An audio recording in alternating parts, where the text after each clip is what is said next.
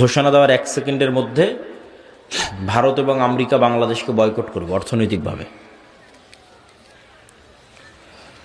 অর্থনৈতিকভাবে বয়কট করার পর বাংলাদেশে এখন যে সুযোগ সুবিধা আপনারা ভোগ করতেছেন সেই সুযোগ সুবিধার ভোগ করতে পারবেন না।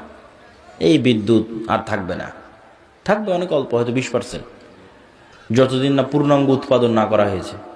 ভারতের আদানির লাইন বন্ধ করে দিবে, আরও কত কি, রাশিয়ারটাও বন্ধ হয়ে যেতে পারে, সব বন্ধ হয়ে যাবে। বিদেশ থেকে ডলার আসবে না, ইউরো আসবে না, প্রবাসীদের ধরে ধরে পাঠিয়ে দিবে,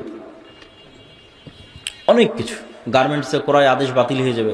আপনার গাইবান্ধার কত মানুষ গার্মেন্টস থেকে ইনকাম করতেছে, আর ইনকাম পাবে না, বাড়ি ফেরত চলে আসবে। তো যখন দেখবেন যে এরকম ভয়ঙ্কর ম্যাসাকার চলতেছে, আপনি বলবেন যে রাখো তোমার দিন, রাখো তোমার ইসলাম, নামাও আবদুল্লাহকে, দরকার নাই, এর চেয়ে আগেরটাই ভালো ছিল। এটাই বাস্তবতা। তাহলে কখন ইসলামের বিজয় সম্ভব হবে? যখন অন্তত 20%, বাংলাদেশের অন্তত 20 থেকে 30% মানুষের ইমান বিল গায়েবে ইয়াকিন থাকবে। ইমান বিল গায়েব কি? ইমান বিল গায়েবের একটা বড় পার্ট হচ্ছে পরকাল।